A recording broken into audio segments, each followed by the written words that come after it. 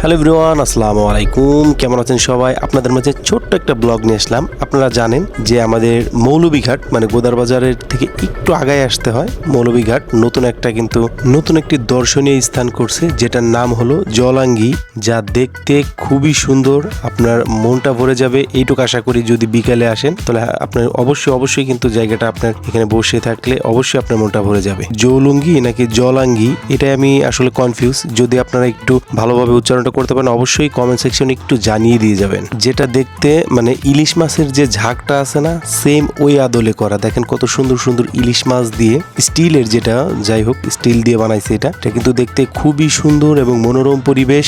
জেলা প্রশাসক জনাব সুলতান আক্তারকে তার অসাধারণ একটি কাজে আমাদেরকে সত্যি অনেক মুগ্ধ করছে। কারণ দেখেন রাজবাড়ির মধ্যে কিন্তু ঘোরার জায়গা কিন্তু খুবই কম, খুবই সুন্দর পরিপাটি করে দিচ্ছে। জাস্ট আমাদের এইগুলাকে একটু রক্ষণাবেক্ষণ করতে হবে, তাহলেই এটা কিন্তু খুবই সুন্দর একটা দর্শনীয় জায়গায় আর কি পরিণত হবে। আমার কাছে অনেক ভালো লাগছে। আপনারা এখানে আসার ট্রাই করবেন, নতুন যেহেতু হয়েছে, অনেকজন জানে না। আসসালামু আলাইকুম।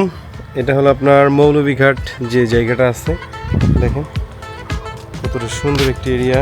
এটা কিন্তু আপনার এখানে বসার পর্যাপ্ত জায়গা পর্যন্ত করে দিয়েছে। আপনাদেরকে জানানোর জন্যই কিন্তু ছোট্ট একটা ব্লগ করা হয়েছে। সবাই আসার চেষ্টা করবেন। আর যেহেতু শুক্র শনিবার 2 দিন আসবেন, সেই সময় হয়তো এখানে এখন বসে থাকলে কিন্তু, যেহেতু রাজবাড়িতে এখন পদ্মা নদীতে কুমিরের দেখা পাওয়া যাচ্ছে, সো সেক্ষেত্রে আপনি অনেকক্ষণ যদি বসে থাকেন কুমিরের দেখাও কিন্তু পেতে পারেন। সো এটা আপনার উপর নির্ভর করছে কোন সময় কুমির উঠবে আর কোন সময় আপনি দেখবেন। আমার কাছে খুবই সুন্দর একটি জায়গা মনে হয়েছে। দেখেন আপনি ইলিশ মাছটার যে ঝাঁকটা, এটা কিন্তু খুবই সুন্দরভাবে ফুটিয়ে তুলছে আমাদের এই পদ্মার যে নদী। আপনাদের আশা করি ভালো লাগবে, সবাই যাওয়ার চেষ্টা করবেন। নদীর পাড়ে বসে খুবই সুন্দর একটা যদি সময় কাটাতে চান, তবে চলে আসুন এখনই আমাদের এই প্লেসটাতে। গোদারবাজার থেকে যে কোনো রিক্সা উঠলেই বলবেন যে আপনি মৌলভীঘাট যাব।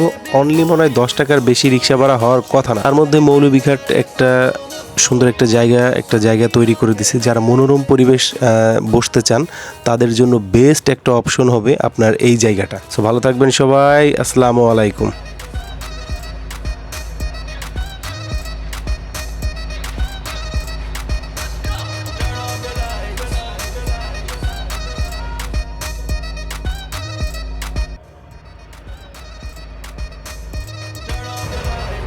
আমি আসছি এখন 3টা বাজে, প্রচুর রোদ। বিকাল টিকালে মানুষ হয়তো বেশি হবে। সবাই আসবেন, নতুন একটা স্পট আপনাদের ঘুরে দেখার জন্য। অবশ্যই সবার সাজেস্ট থাকলো যে এখানে এসে একটু সবাই বসবেন, প্রকৃতিটাও উপভোগ করার চেষ্টা করবেন। ধন্যবাদ, ভালো থাকবেন। নতুন কোনো ভিডিও নেই, নতুন কোনো জায়গায় আবার দেখাবো। ততক্ষণ সময় আসসালামু আলাইকুম।